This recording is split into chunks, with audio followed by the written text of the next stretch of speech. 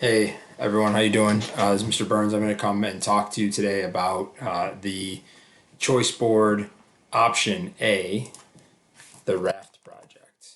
Okay, and option A is the RAFT project, which is a acronym. RAFT stands for Role Audience Format Topic. I include the directions at the top of this that are also on your Google Slides that you have right here.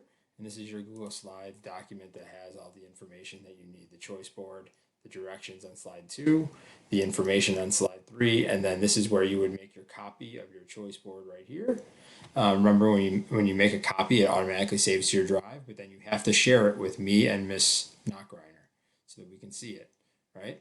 And then you're going to complete the journal entries, and then if I go up to head to slide 6, it tells you where to paste the link of your project right here. You can use Control K, and if you hit Control K, it's pretty cool. Control K, you can paste the link right here, and then you can type in the name of your project.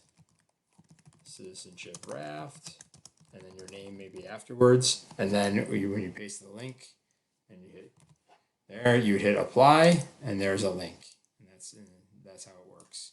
But you have to make sure you share it with us. If you don't share it with us, we can't see it. Even though you pasted it right here and I have access to this document, I wouldn't have access to that other document. So anything that you copy, you have to share with us.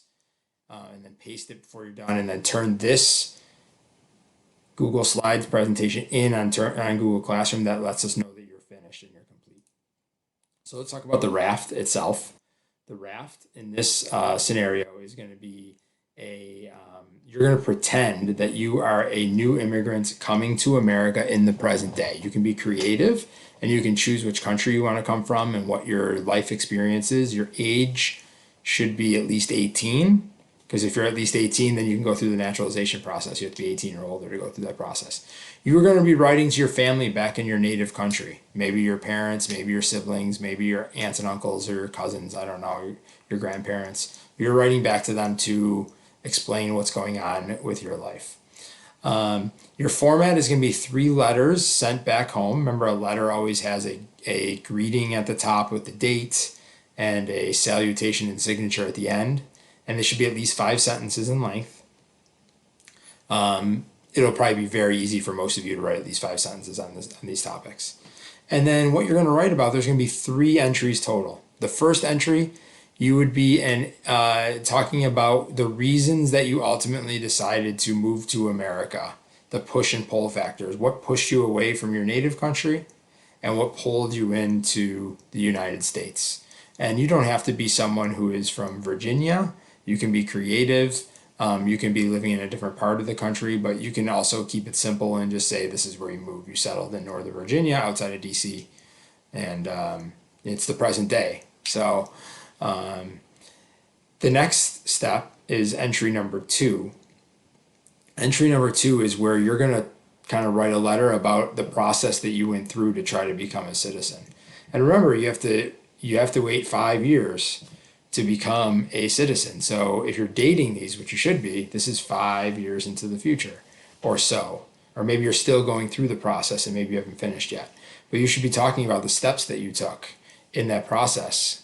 How you had to move here and establish residence and be a good moral character, and then how you had to go and get fingerprinted and all those processes, and then take that citizenship test that you practice in class and then ultimately took the oath of allegiance if you finished the process at this point. And then entry number 3, another X amount of time into the future. Now you're going to describe, now you are a citizen. So at this point you've taken the oath, you're a citizen of the United States. Now you got to talk about some of the duties and rights and responsibilities you have as citizens and what you have to do, what you should do, and kind of comparing those things. So this is again another five or more sentences. It should be pretty easy to get that amount of length in those 3 entries. All right, looking at the rubric, it's going to be a 32-point assessment, and you're going to be graded on basically your communication. Are you organized? Are you following the directions? Have you clearly and effectively completed this task? And then using your vocabulary and context and demonstrating knowledge of this topic. So are you accurate, and are you including some of that vocab that we used throughout the unit, and using your notes to support you. You can see the due date there. And then this down here is where you would write your entries on the second page.